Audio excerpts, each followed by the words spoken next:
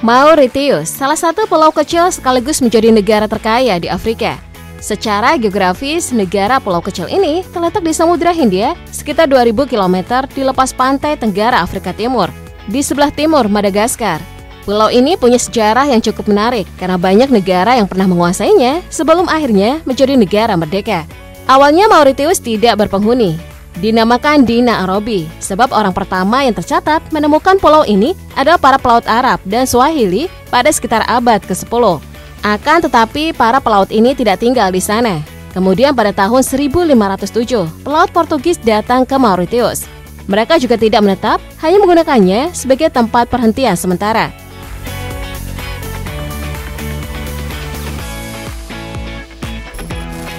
Sejarah pulau ini berubah ketika Belanda tiba pada tahun 1598. Mereka menamakan pulau ini Mauritius untuk menghormati pangeran mereka, Maurice dari Nassau. Orang Belanda mencoba tinggal di sana, tetapi akhirnya meninggalkan pulau tersebut pada tahun 1710 karena kesulitan menghadapi badai dan cuaca buruk. Setelah Belanda pergi, Prancis datang dan menguasai pulau ini pada tahun 1715. Mereka mengganti nama pulau menjadi Île-de-France. Di bawah pemerintahan Prancis, Mauritius berkembang sebagai pusat perdagangan gula. Namun pada tahun 1810, Inggris mengalahkan Prancis dan mengambil alih pulau ini. Inggris mengembalikan nama Mauritius, dan pulau ini tetap di bawah kendali Inggris sampai akhirnya mendapatkan kemerdekaan.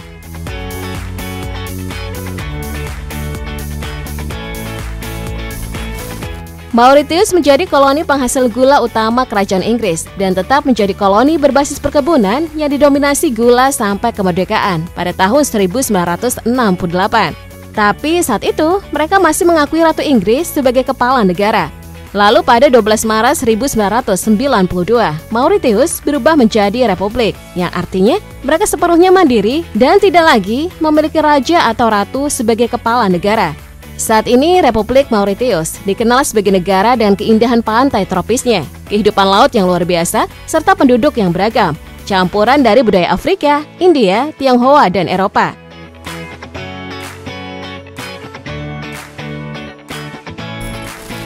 Mayoritas penduduk tinggal di pulau utama Mauritius, yang juga merupakan rumah bagi ibu kota dan kota terbesar, yaitu Port Louis.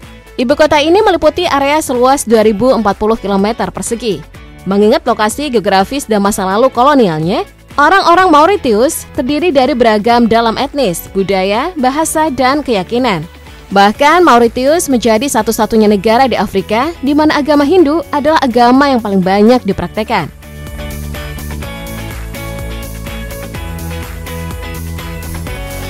Sebanyak 40% penduduknya beragama Hindu, diikuti oleh Kristen sebesar 32%, Muslim 17%, lalu sisanya menganut agama Buddha.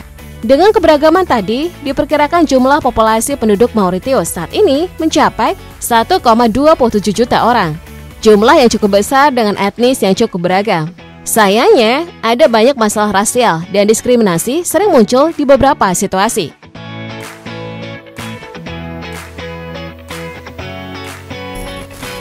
Beberapa etnis merasa bahwa kelompok lain mendapat perlakuan lebih baik, seperti mendapatkan pekerjaan atau posisi penting di pemerintahan, seperti Indo-Mauritian yang merupakan kelompok terbesar di Mauritius.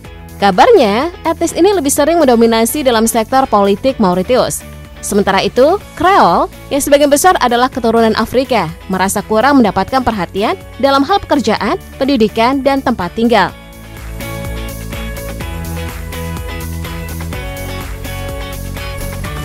Tak sampai situ, isu ini juga sangat terlihat jelas pada perbedaan dalam hal kekayaan. Franco-Mauritian yang merupakan keturunan Eropa, khususnya Prancis, dikenal sebagai kelompok yang paling kaya karena mereka memiliki banyak tanah dan bisnis sejak zaman penjajahan, padahal jumlah mereka termasuk minoritas di negara ini. Sementara itu, banyak Creole atau keturunan Afrika Eropa yang masih hidup dalam kemiskinan. Pastinya kesenjangan ekonomi semacam ini bisa berujung pada konflik atau bentrokan antara kelompok-kelompok etnis.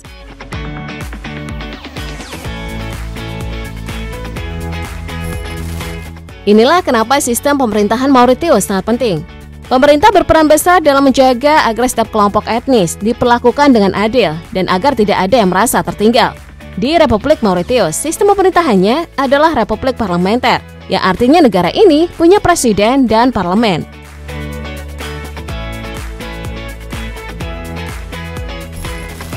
Mauritius punya presiden yang berperan sebagai kepala negara.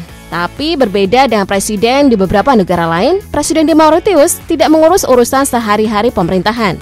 Tugasnya lebih simbolis seperti mewakili negara dalam acara resmi. Presiden dipilih melalui parlemen, bukan lewat pemilihan umum langsung. Sejak Desember 2019, Prithvi Rajsingh Ropor menjabat sebagai Presiden Republik Mauritius.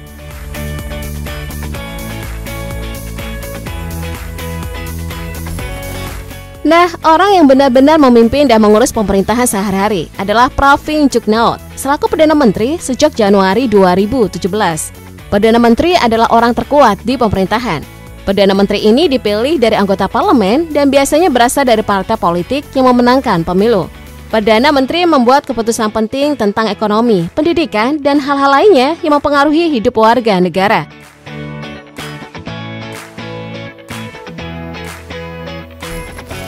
Mauritius juga punya parlemen. Parlemen ini adalah tempat di mana undang-undang dan aturan dibuat. Anggota parlemen dipilih oleh rakyat Mauritius dalam pemilu, dan mereka yang nanti menentukan siapa yang jadi Perdana Menteri.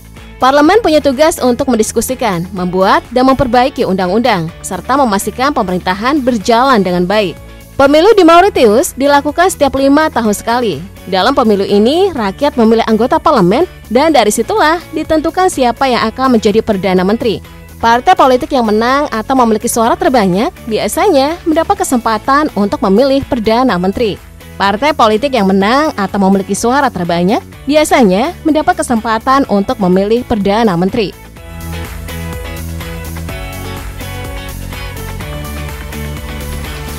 Sistem hukum di Republik Mauritius adalah campuran dari beberapa sistem hukum yang berbeda karena sejarahnya yang panjang dijajah oleh negara-negara lain.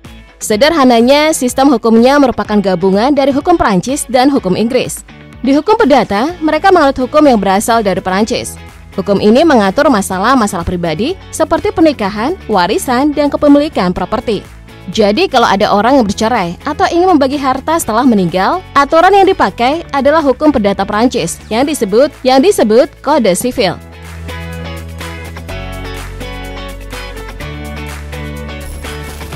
Sedangkan di hukum pidana yang mengatur tentang kejahatan seperti pencurian, perampokan, atau pembunuhan mengikuti aturan hukum dari Inggris.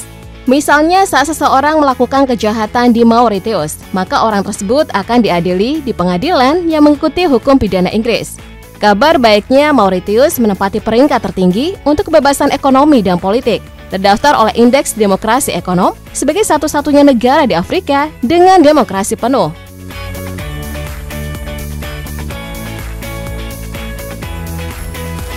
Di negara ini, konstitusi Mauritius tidak menyebutkan bahasa resmi mereka. Konstitusi hanya menyebutkan bahwa bahasa resmi Majelis Nasional adalah bahasa Inggris. Namun, setiap anggota juga dapat menggunakan bahasa Prancis. Bahasa Inggris dan Prancis umumnya dianggap sebagai bahasa nasional dan bahasa umum Mauritius secara de facto, karena merupakan bahasa administrasi pemerintahan, pengadilan, dan bisnis. Konstitusi Mauritius ditulis dalam bahasa Inggris, sementara beberapa undang-undang seperti hukum perdata dan pidana dalam bahasa Prancis.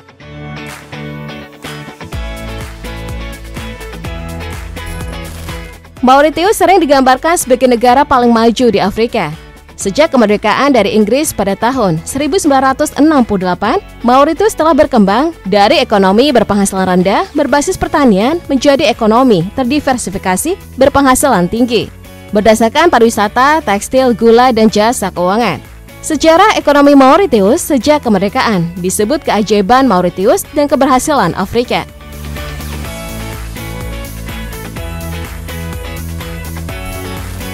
Mauritius adalah tujuan wisata utama, dan sektor pariwisata merupakan salah satu pilar utama ekonomi Mauritius.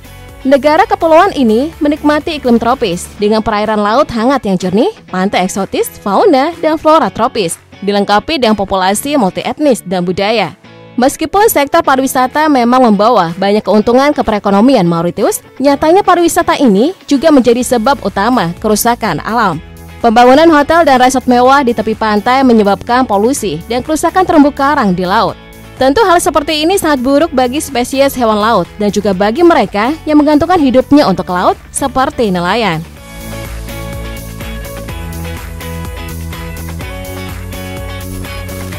Mauritius menempati peringkat ke-72 dalam Indeks Pembangunan Manusia dan Bank Dunia mengklasifikasikannya sebagai ekonomi berpenghasilan tinggi.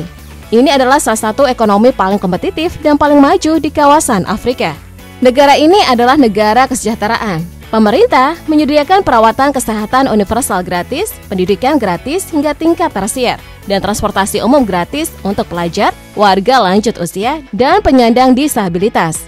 Mauritius secara konsisten menduduki peringkat sebagai negara paling damai di Afrika.